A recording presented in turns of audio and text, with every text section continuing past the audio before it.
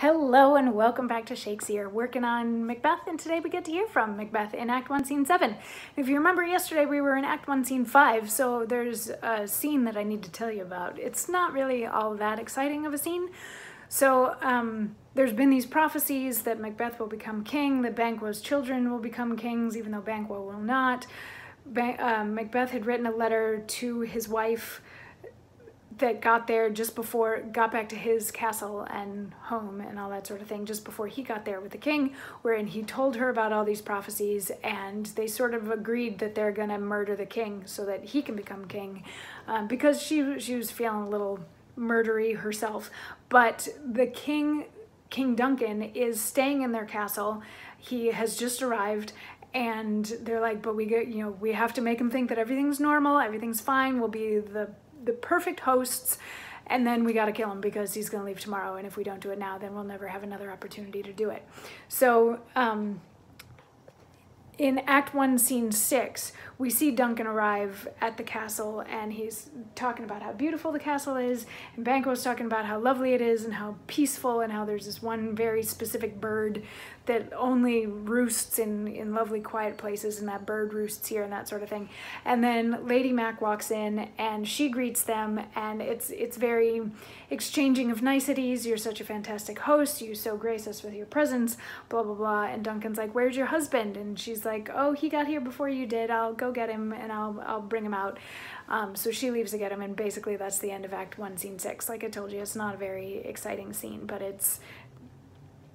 you get to see her playing the hostess, even though, you know, she's feeling a little stabby. So Act 1, Scene 7 starts off with Macbeth by himself in the castle, and he's sort of thinking through things because he's just agreed to commit regicide. So he's talking it out in his head, and he says, if it were done when 'tis done, then 'twere well it were done quickly. If the assassination could trammel up the consequence and catch with his surcease success, that but this blow might be the be-all and the end-all here.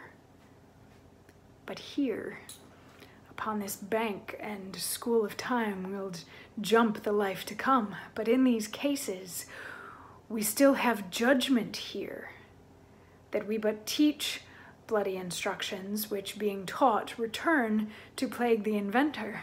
This even-handed justice commends the ingredients of our poison chalice to our own lips. He's here in double trust. First, as I am his kinsman and his subject, strong both against the deed. Then as his host, who should against his murderer shut the door, not bear the knife myself.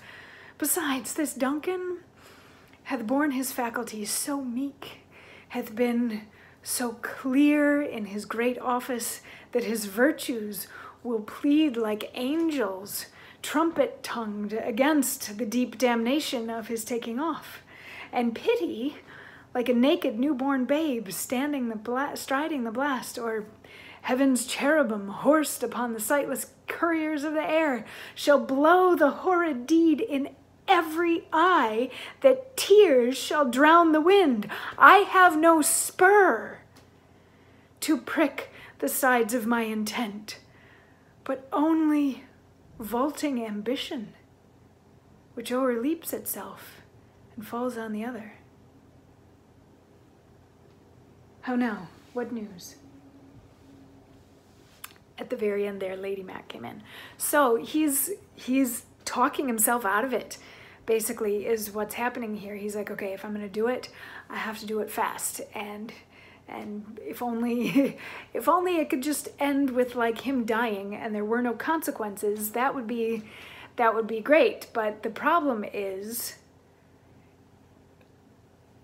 thinking about it, talking about it, doing it, like it's all gonna fall back on me anyway, and I shouldn't be doing this anyway, because not only is he my kinsman and my king, and I've vowed loyalty to him, like all of these things say I shouldn't kill him, not to mention he's a guest in my house, and it's really improper manners to murder somebody who is a guest in your house. Like, that's not cool. So, and to top all of it off, he's been a really great king.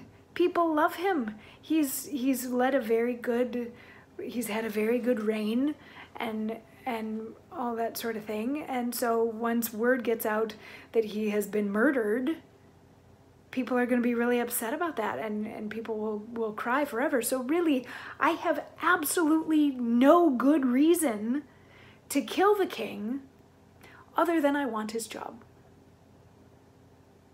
That's it.